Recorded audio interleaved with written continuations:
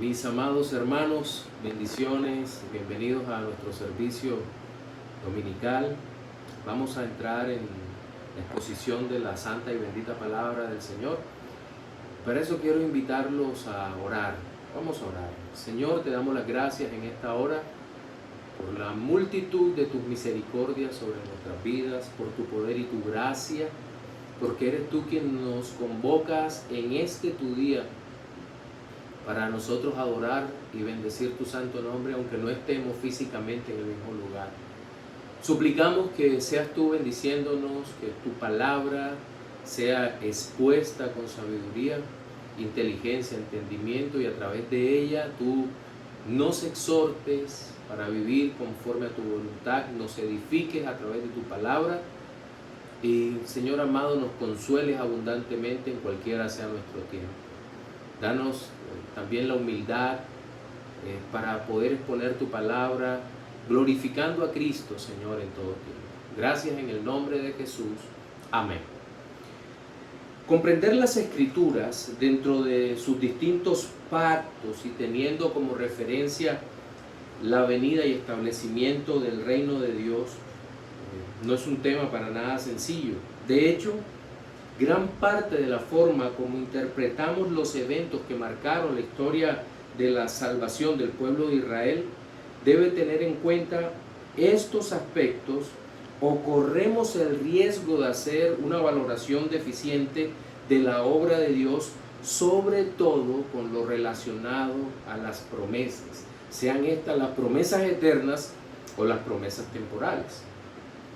Algunos bien intencionados hermanos afirman que el pueblo de Israel nunca recibió la herencia que el Señor le prometió, porque estuvo vagando por el mundo desde la destrucción de Jerusalén en el año 70 después de Cristo hasta el siglo pasado apenas, donde se volvió a constituir como Estado, haciendo una especie de mezcla escatológica con lo que ellos consideran son las esperanzas terrenales del pueblo judío.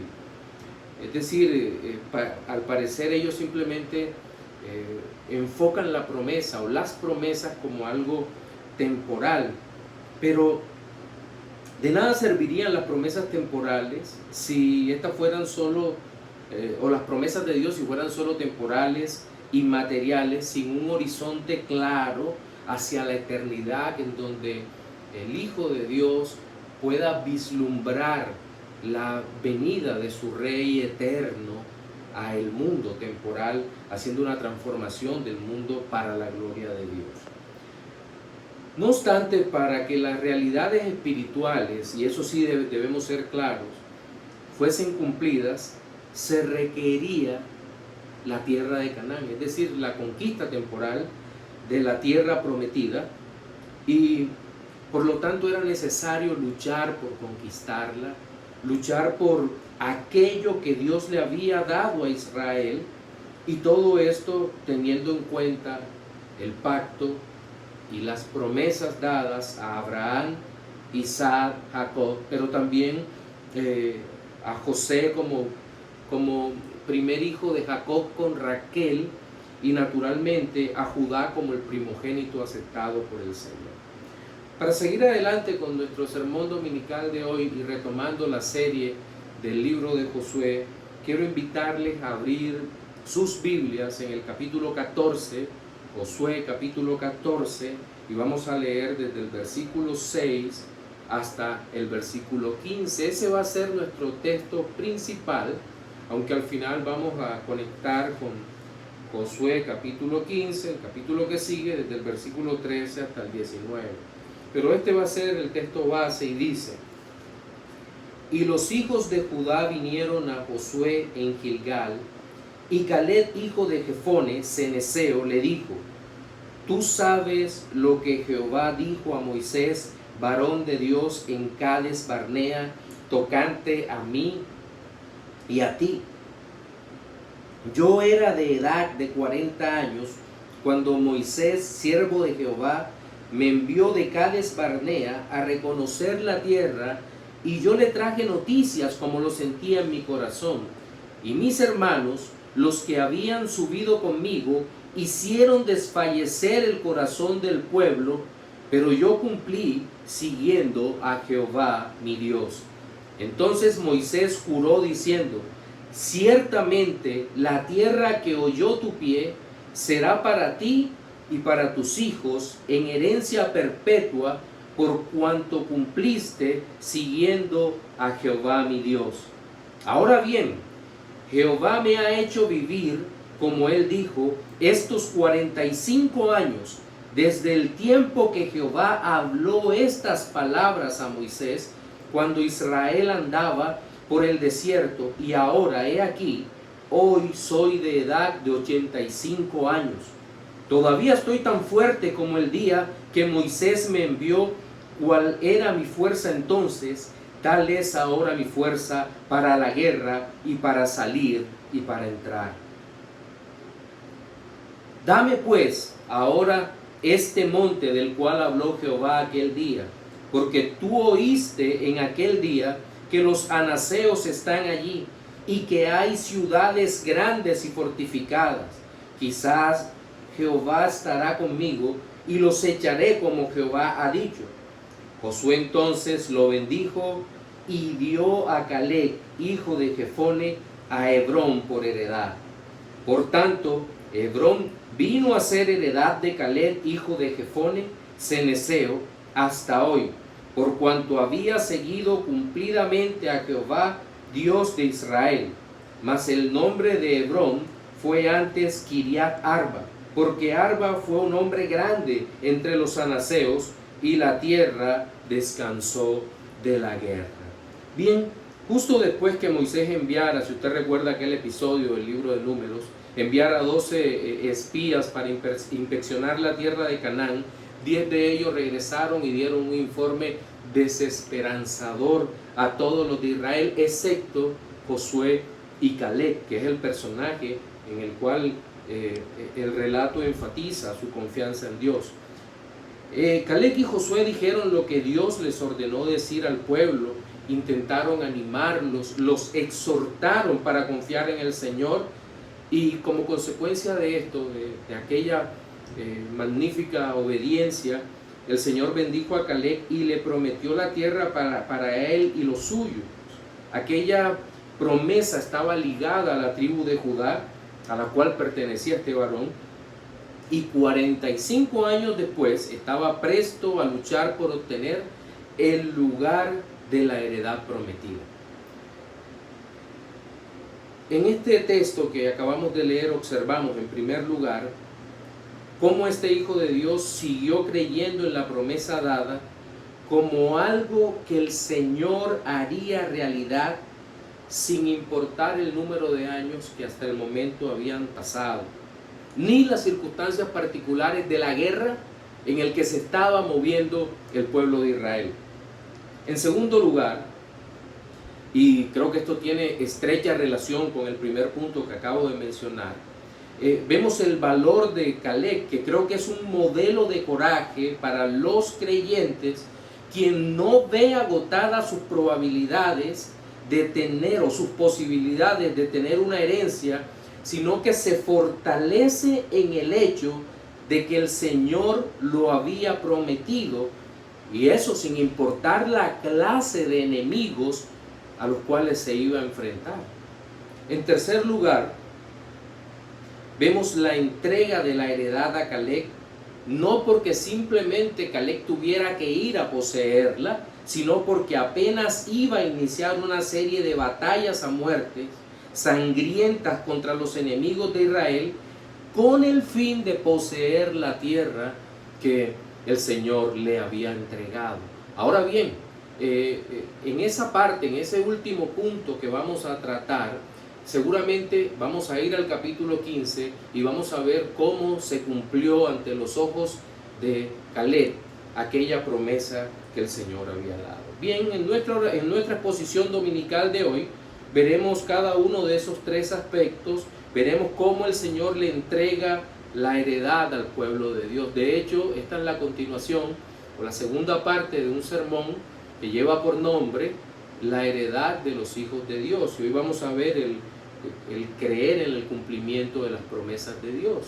Y nuestro primer punto lo he titulado: creer en el cumplimiento de las promesas de Dios es el primer aspecto que debe considerar un heredero. Los versículos 6 y 7 que ya vimos, notamos cómo irrumpe Caleb ante la presencia de Josué, y vemos que hace una petición que no es muy sutil. No parece ser que la sutileza fuera una de las virtudes de Caleb.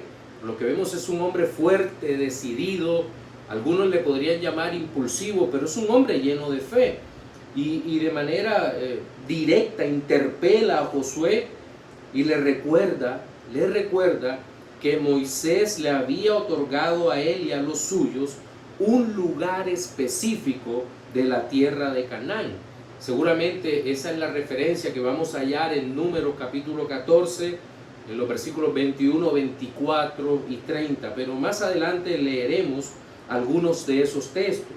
Ahora bien, no podemos pensar tampoco que esto fuera un reproche, sino que entendiendo Caleb que aún no se había iniciado la repartición de la tierra, de la heredad del pueblo de Dios, él no pierde la oportunidad de recordarle a su líder que no se olvidara de entregar lo que el Señor le había otorgado. Es decir, Dios se lo había dado y ya era un derecho suyo. Ahora, no significaba que él tuviera una exigencia, sino que simplemente le estaba recordando a Josué que él debía recibir aquella tierra que Dios había prometido a través de Moisés. Era una grandiosa heredad para la familia, para aquella familia de la tribu de Judá. Y ahora, no podemos quedarnos simplemente en el reclamo, ni incurrir en lo que son las falsas o en las falacias propias de los falsos profetas de la prosperidad sobre el reclamo de aquello que Dios entregó, ni toda una serie de tonterías blasfemas que no tienen que ver con lo eterno, que no tienen que ver con lo glorioso del Señor, con cosas que van más allá de la tenencia de bienes materiales, sino que aquí es necesario entender que las promesas de Dios apuntan más allá, apuntan a la vida eterna, y tendríamos que revisar por lo menos de manera panorámica el origen y el sentido de aquellas promesas que Dios ha dado, en este caso a Judá y a Efraín. Si usted recuerda, en Génesis capítulo 49, Jacob, padre de los 12, los reúne y empieza a darles profecías de lo que serían cada una de las tribus de Israel. Y sobre Judá hay una bendición muy especial, porque a pesar de que era el cuarto hijo nacido de Lea, su primera esposa, notamos que llegó a ser el primogénito, pues Rubén había fallado a su padre subiendo a su lecho, y estando con una de sus concubinas, Leví y Simeón fueron hombres muy violentos y por eso son desechados. Pero de Judá, en ese capítulo 49, entre los versículos 8 al 10, dice: a ti, Judá, te alabarán tus hermanos, tu mano en la cerviz de tus enemigos, se inclinarán a ti los hijos de tu padre. Cachorro de león es Judá de la presa, hijo mío, has subido, se agazapa, se echa como león o como leona. ¿Quién lo despertará? El cetro no se apartará de Judá, ni la vara de gobernante de entre sus pies, hasta que venga Siloh. Aquí Siloh es una referencia al Mesías, al Señor Jesucristo.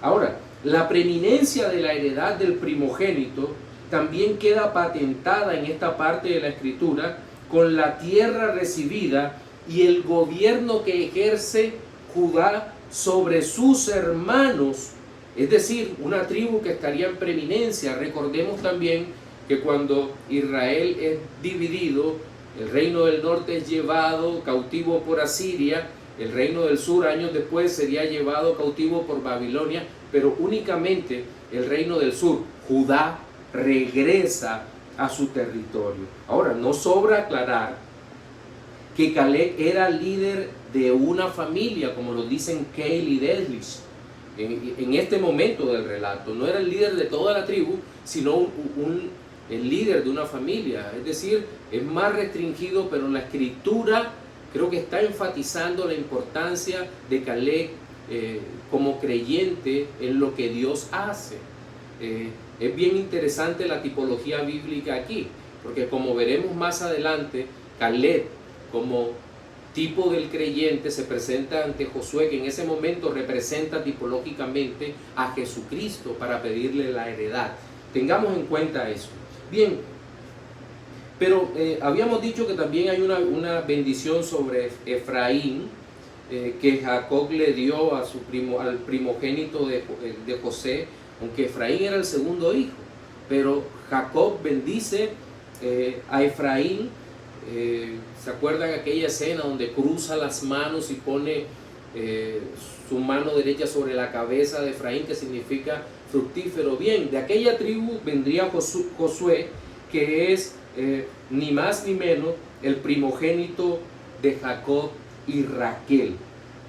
Bien, esta parte es bien interesante sobre la heredad, porque dice Dersheim sobre la heredad de Caleb y Josué: porque inferimos de las palabras de Caleb y por los privilegios semejantes posteriores concedidos a Josué, capítulo 19, versículos 49 y 50, que Moisés, por indicación divina, había dado a estos dos el derecho de una elección especial y personal. Entonces,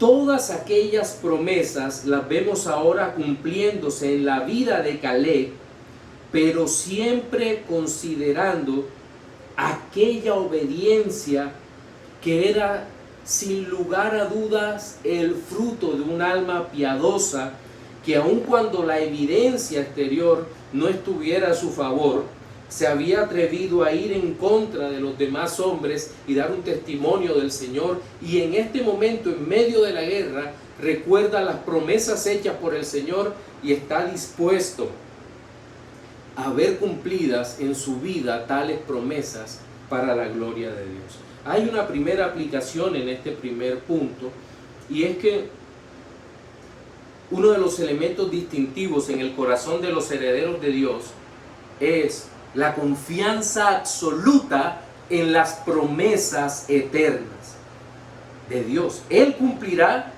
y no me refiero a las promesas fabricadas, a las promesas hechas aquí que no tienen que ver con la eternidad, sino a las promesas eternas, a las promesas que trascienden a lo terrenal, aquello que se relaciona con Cristo, con la vida eterna. Esas promesas, la esperanza en esas promesas son, escúchelo bien, son un elemento distintivo de los hijos de Dios. Ahora, esto nos conduce a nuestro segundo aspecto a tratar, porque está tan relacionado con el primero, que lo he titulado de la siguiente forma: creer en el cumplimiento de las promesas de Dios, aunque los eventos de la vida parecen ir en sentido opuesto, es otra de las actitudes de los herederos. Miren la relación tan estrecha que tienen. En el versículo 8 y hasta el 12, voy a tratar de ir poco a poco con estos versículos. Dice: y mis hermanos, los que habían subido conmigo, hicieron desfallecer el corazón del pueblo, pero yo cumplí siguiendo a Jehová mi Dios. Entonces Moisés juró diciendo: ciertamente la tierra que holló tu pie será para ti y para tus hijos en herencia perpetua, por cuanto cumpliste siguiendo a Jehová mi Dios. Ahora bien, Jehová me ha hecho vivir, como él dijo, estos 45 años, desde el tiempo que Jehová habló estas palabras a Moisés, cuando Israel andaba por el desierto, y ahora, he aquí, hoy soy de edad de 85 años, y todavía estoy tan fuerte como el día que Moisés me envió. ¿Cuál era mi fuerza entonces? Tal es ahora mi fuerza para la guerra, y para salir y para entrar. Dame pues este monte del cual habló Jehová aquel día, porque tú oíste en aquel día que los anaseos están allí, que hay ciudades grandes y fortificadas. Quizá Jehová estará conmigo y los echaré como Jehová lo ha dicho. Aquí hay una realidad maravillosa que es necesario siempre tener presente. Cuando Caleb recibe las promesas que heredaría aquella tierra que era muy buena, no se desesperó para obtenerla. Y creo que decía que esto tiene mucha relación con el punto anterior, pero quiero diferenciarlo tomando como base que el Señor hace promesas eternas, pues Él es eterno, a hombres temporales como somos nosotros. Caleb es el claro ejemplo de alguien que conoce sus propias limitaciones humanas, como también su incapacidad espiritual para obtener por esfuerzo propio aquellas cosas que solo el Señor puede dar. Él era consciente que no podía conquistar aquella tierra, pero entiende que Dios se la había dado. Y creo que Dios muestra en este momento de la historia que Él no se olvida jamás de Israel como pueblo, de Judá como tribu, ni de Caleb como individuo. El Señor no se olvida del pacto, pero tampoco se olvida en particular de cada individuo. Y ese es nuestro Dios. Ahora bien, examinemos la clase de promesa que Dios le había dado. En Números 14:24 dice: pero a mi siervo Caleb, por cuanto hubo en él otro espíritu, y decidió ir en pos de mí, yo le meteré en la tierra donde entró, y su descendencia, y su descendencia la tendrá por posesión. Toda la tierra fue negada al pueblo rebelde, a aquellos que dijeron que no podían entrar, aquellos que no confiaron en el Señor, pero a Caleb, quien había creído desde antes de dar el informe, Dios le prometió aquella tierra. El resultado fue tanto personal como colectivo, pues la familia de este creyente se benefició directamente de la bendición del Señor sobre su líder. Y creo que aquí se aplica de una manera maravillosa el principio de la representación federal en este caso. Recordemos que la representación federal es un principio distintivo de la teología reformada que nos permite ver que la relación de Dios con su pueblo es siempre a través de un responsable, y todo esto apunta de manera clara a la obra expiatoria de Cristo a favor de su pueblo. Pero otra consideración que dentro del contexto del padecimiento del pueblo de Israel debo hacer es que aquel vagar en el desierto del pueblo de Israel durante 40 años, en aquella travesía a través del desierto, vemos que todos los hombres mayores de 20 años, contados a partir de aquel momento de Números, que ocurre en el libro de Números, todos mueren excepto Caleb y Josué. Y nosotros pensaríamos que los sufrimientos de este hombre terminarían al entrar a Canaán, pero en Canaán, al entrar a Canaán, tienen que entrar en medio de la guerra. Y aquel hombre pasa de un sufrimiento, el andar por el desierto, al estado de guerra. Y a pesar de todo, este hombre nunca desfalleció. Y a los 85 años, piense esto, a los 85 años se presenta ante su amigo, hermano Josué, y le dice algo así como: ¿sabes qué? Estoy listo para conquistar la tierra que el Señor me dio. Y creo que eso nos debe animar a nosotros, y seguramente vamos a tener que hacer algunas aplicaciones en un momento alrededor de esta realidad. Pero otro elemento, y esto es realmente sorprendente, es que Dios preservó las fuerzas de Caleb. En el relato del Pentateuco, Caleb y Josué estaban dentro de los 12 espías. No sabemos qué edad tenía Josué, pero Caleb dice que tenía 40 años cuando fue enviado por Moisés como espía en aquel lugar. Es decir, que seguramente Caleb y Josué eran los hombres más viejos entre todas las tribus de Israel. Y esto es bien importante y bien significativo. Los mayores de allí podrían estar entre los 60 y 65 años. El resto de la población había nacido en el desierto. Había nacido en medio de las dificultades de la libertad, de la travesía hacia Canaán. Pero Caleb habla sobre su condición física. Su condición física y obviamente su condición mental. Versículo 10, ahora bien, Jehová me ha hecho vivir, como él dijo, estos 45 años. Me ha hecho vivir como él dijo. Desde el tiempo que Jehová habló estas palabras a Moisés, cuando Israel andaba por el desierto, y ahora, he aquí, hoy soy de edad de 85 años. ¿Cómo es una persona de 85 años? Por muy fuerte y sana que sea, es una persona que ha sido debilitada por la edad, porque los años no pasan en balde. Los años se nos van acumulando. De hecho, hombres más jóvenes, hombres maduros de edad, no tienen la misma fuerza, la misma agilidad, la misma capacidad de cuando eran muchachos. Y si han hecho deporte, se van a dar cuenta con mayor razón. Los años caen y nos vamos debilitando. Pero aquí Caleb dice, estoy tan fuerte como el día que Moisés me envió. ¿Cuál era mi fuerza entonces? Tal es ahora mi fuerza para la guerra y para salir y para entrar. Recuerdo que cuando estaba empezando en la vida cristiana, un pastor amigo predicó este pasaje.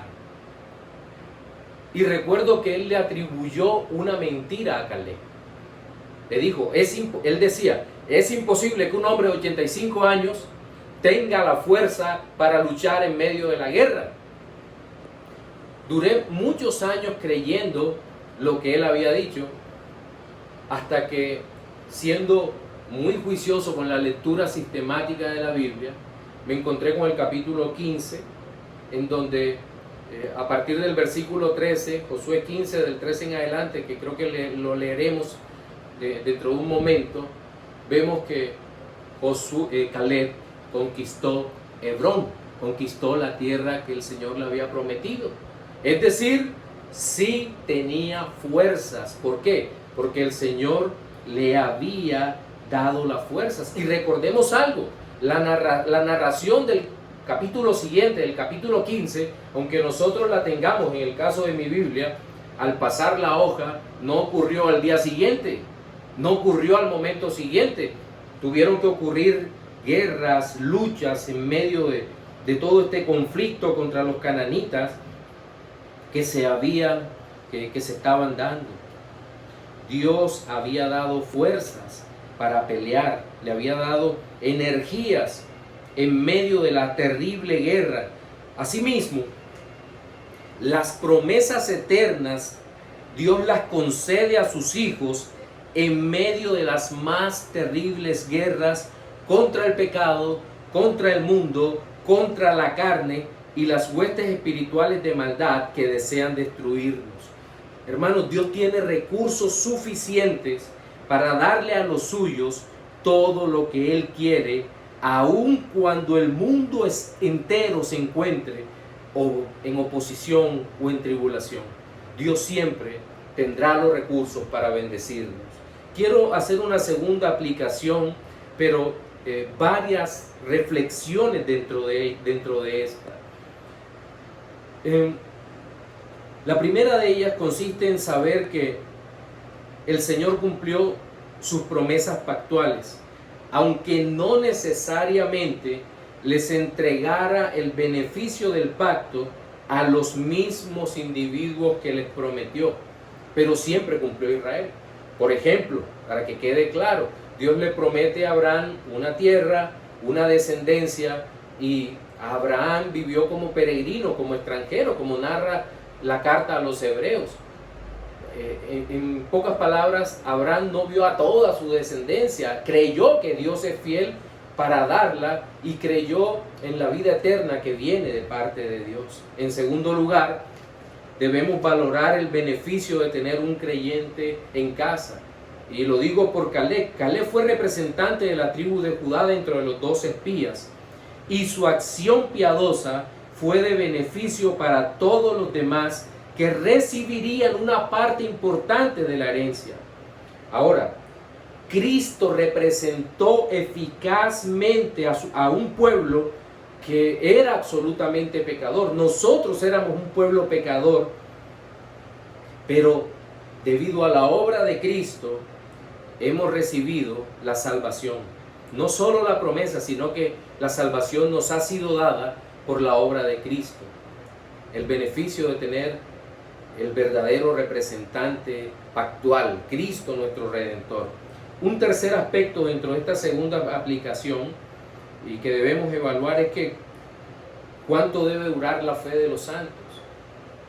Caleb duró 45 años creyendo que Dios le iba a dar lo que le había prometido.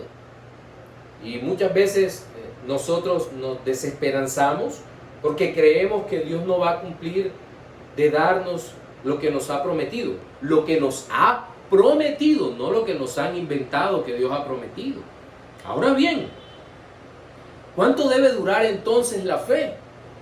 ¿Cuánto debe durar la fe en la vida de los creyentes? Pues la respuesta es sencilla: hasta que no la necesitemos.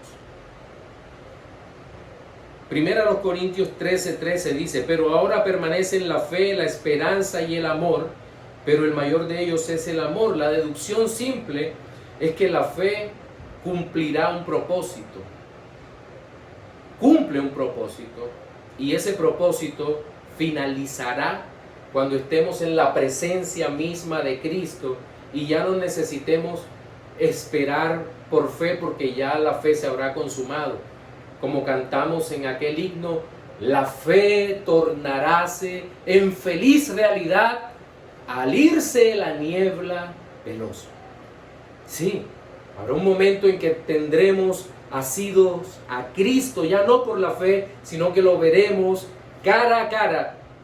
Y la fe, la preciosa y maravillosa fe, el hermoso don de Dios, habrá cumplido su propósito en nuestras vidas.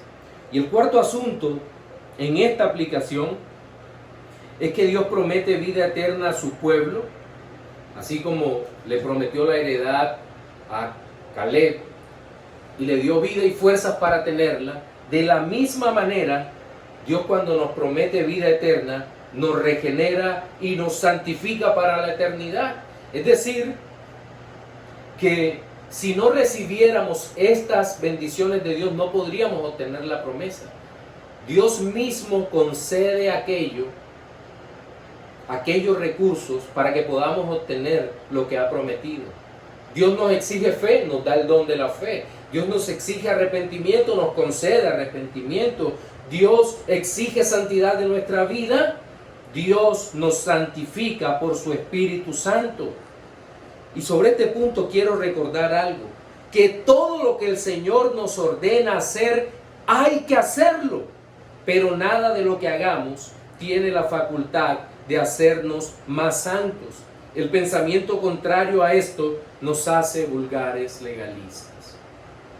Repito, todo lo que el Señor nos ordena hacer, hay que hacerlo. Pero nada de lo que hagamos tiene la facultad de hacernos más santos. El pensamiento contrario a esto nos hace vulgares legalistas. Y aquí vamos a nuestro tercer y último punto de esta mañana, y es que creer que el Señor cumplirá sus promesas implica una disposición continua para la acción por parte de los herederos. Los que creen están listos para actuar. Versículos 13 hasta el 15 Dice, Josué entonces le bendijo. Josué bendijo a Caleb, hijo de Jefone, y le dio a Hebrón por heredad. Por tanto, Hebrón vino a ser heredad de Caleb, hijo de Jefone, cenezeo, hasta hoy, por cuanto había seguido cumplidamente a Jehová, Dios de Israel. Mas el nombre de Hebrón fue antes Kiriat Arba, porque Arba fue un hombre grande entre los anaseos, y la tierra descansó de la guerra. Miren, en el relato de la conquista de Hebrón, llama la atención el hecho de que Caleb se presenta ante Josué. Tipológicamente, en ese momento, podríamos decir que Josué representa al Señor Jesucristo y Caleb a los creyentes. El creyente pide, el Señor Jesucristo concede. Y me llama la atención que Caleb no se queda quieto para recibir su heredad, ni Josué le dice, estate tranquilo hasta que conquistemos todo y yo te doy la tierra para que tú vayas tranquilamente. No, lo bendice y lo envía a la guerra. Y eso es lo que hace el Señor en nuestras vidas. Nos bendice y nos manda a una guerra en este mundo. Pero de eso hablaremos después. Josué manda a este líder de una familia de Judá que tenía relación con toda la tribu a que conquiste lo que se le ha dado. Cuán interesante es observar que Caleb toma lo que Dios le da y lo hace con valor y determinación, sabiendo en este momento de la historia que la guerra debería continuar hasta que el Señor lo determinara. Y esto es muy estimulante para los hijos de Dios, observar que el Todopoderoso siguió hasta el final con su Hijo. Guarde eso en su corazón. Ahora, pero no podemos dejar pasar por alto que no es posible simplemente alegorizar esta promesa, pues hubo un cumplimiento literal y temporal de gran importancia en la historia de la salvación, porque como lo he dicho creo que 50 veces en esta exposición del libro de Josué, el papel que juega la tierra de Canaán, cada lugar, cada localidad, es importantísima para el pueblo de Israel, pero también lo sería para el ministerio público de nuestro Señor Jesucristo, para nuestra salvación. La entrega de este pedazo de tierra debía darse también en el tiempo.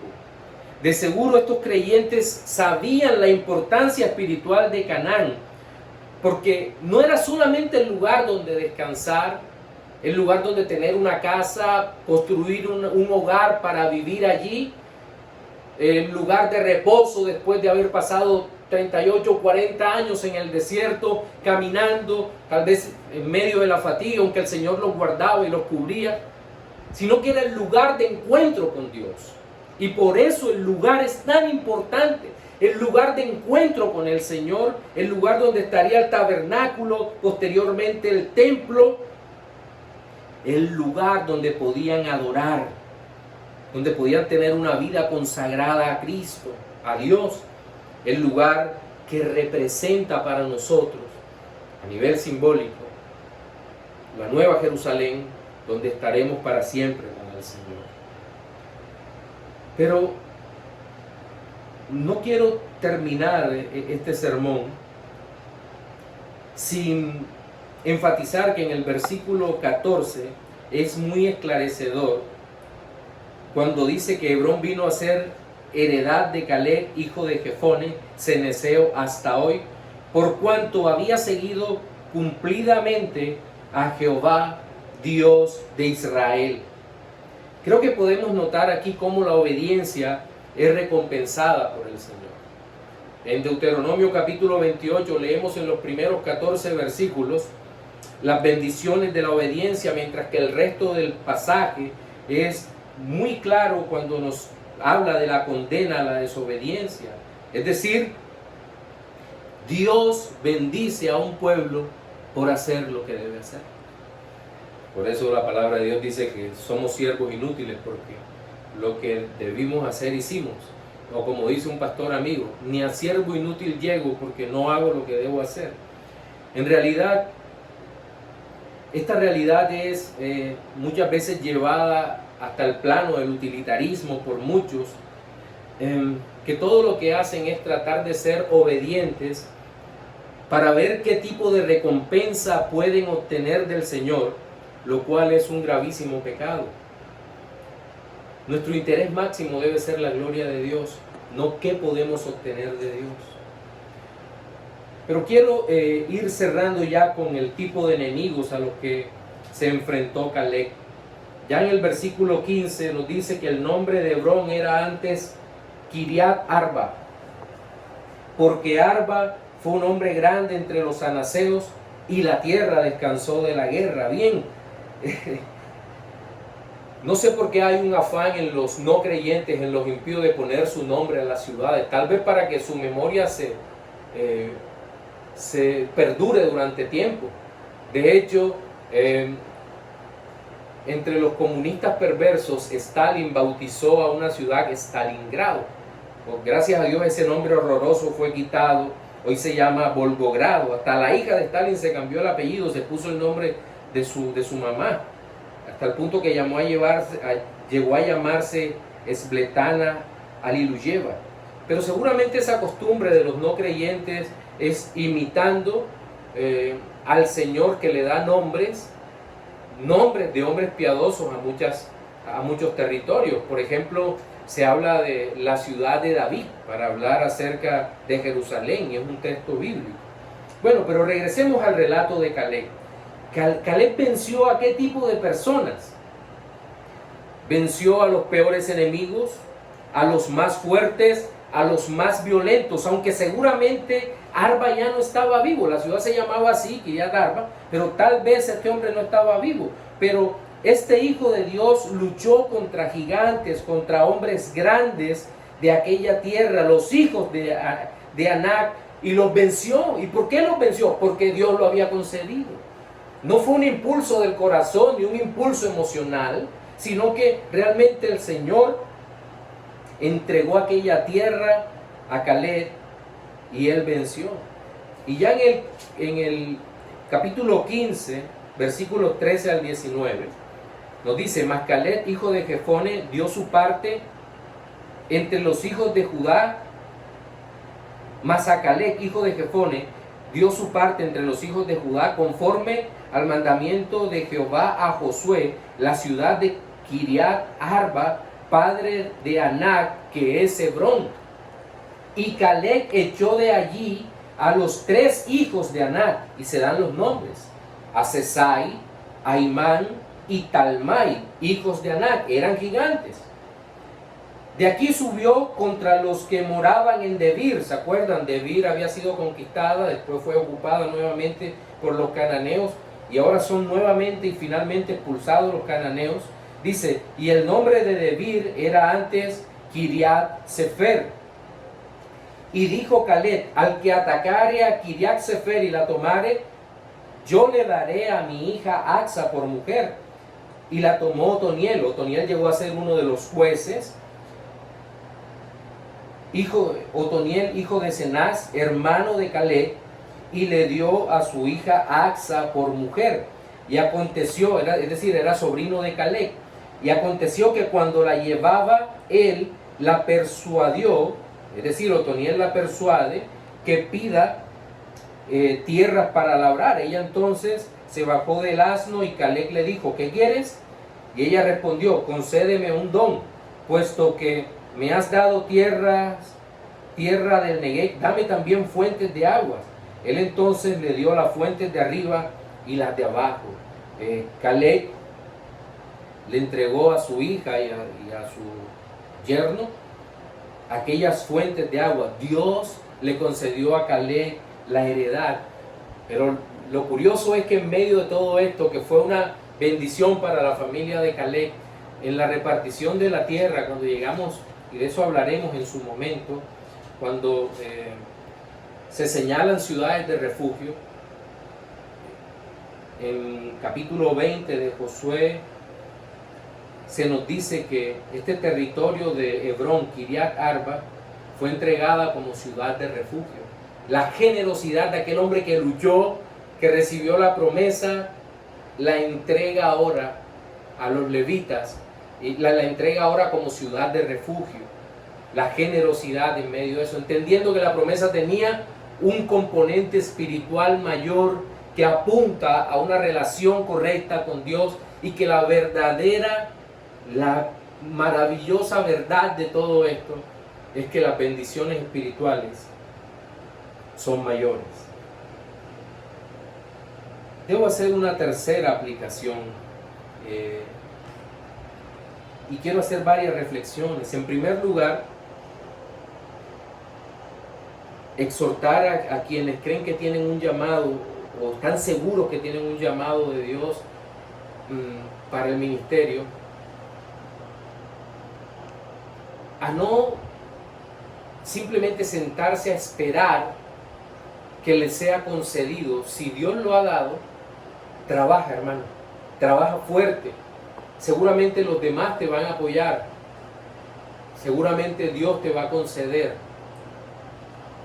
lo que Dios ha entregado, y vas a contar con la bendición de los que están alrededor, y vas a estar en paz con los que están alrededor tuyo. Es decir, si crees en las promesas de Dios, trabaja por el reino de Dios. En segundo lugar, tiene que ver con las bendiciones temporales.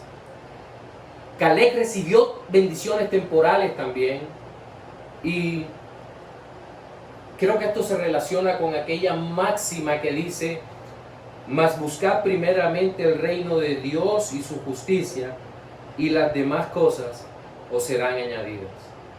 Creemos en el Señor, hay añadiduras, pero no estemos pendientes de las añadiduras, estemos pendientes del reino. Josué estaba atento a este reino, a la institución de ese reino terrenal que sería o llegaría a ser un anuncio del reino eterno. Y una consideración final en esta tercera aplicación es el tipo de enemigos que enfrentamos. Caleb enfrentó gigantes. Muchas veces caemos en la hiperalegorización. A veces nos ponemos en el lugar de David y decimos, como David, yo voy a vencer los gigantes, y los gigantes los espiritualizamos como si fueran problemas. No. Ahí sí, no.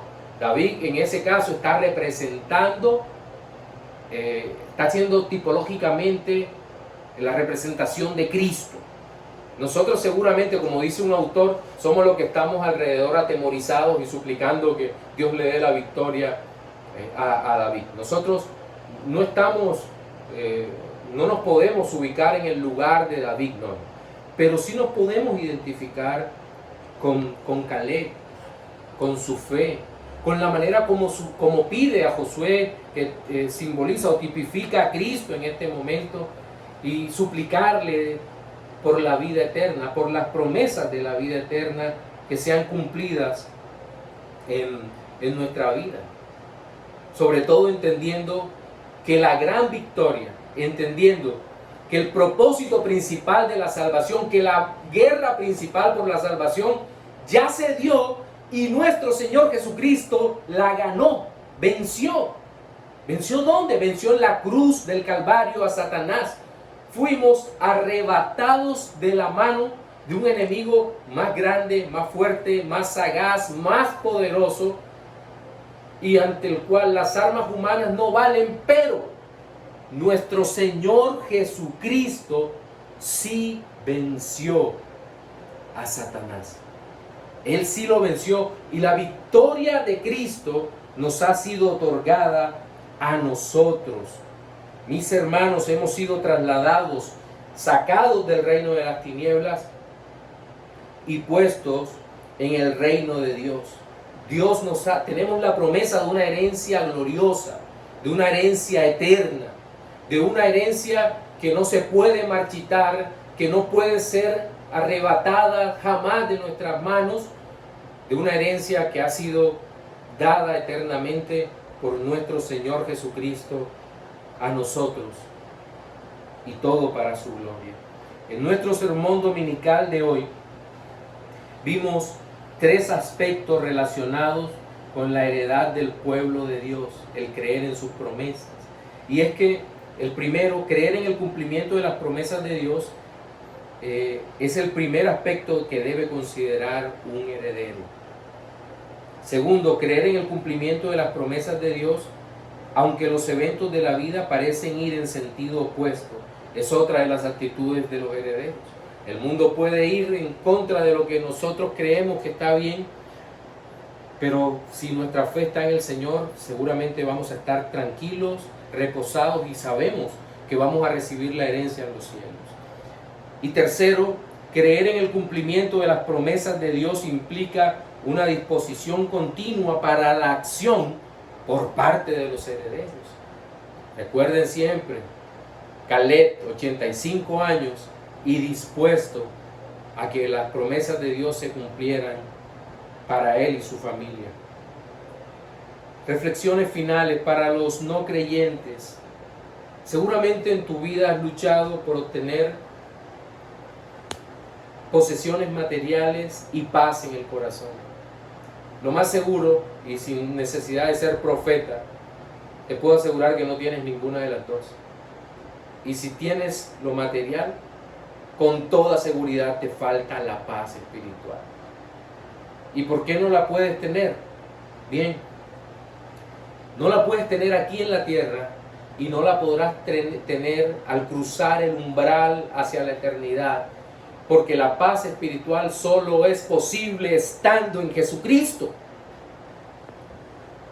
Corre a los pies de Cristo. Solo Él te puede dar la paz, esa paz que recibimos cuando somos justificados por Él. Pero para los creyentes, a los creyentes debo decirles que nuestra herencia en el Señor apenas hemos empezado a recibirla, pero viene el día glorioso cuando la tendremos a plenitud y nuestro gozo no tendrá límites. Armémonos de este pensamiento, mis hermanos. Glorifiquemos al Señor en nuestra vida, creamos lo que Él ha prometido, tengamos fe en que lo cumplirá, porque aunque pasen los años que pasen, lo seguro es que estaremos con el Señor porque Él lo decidió así. A Él sea la gloria por los siglos de los siglos. Amén.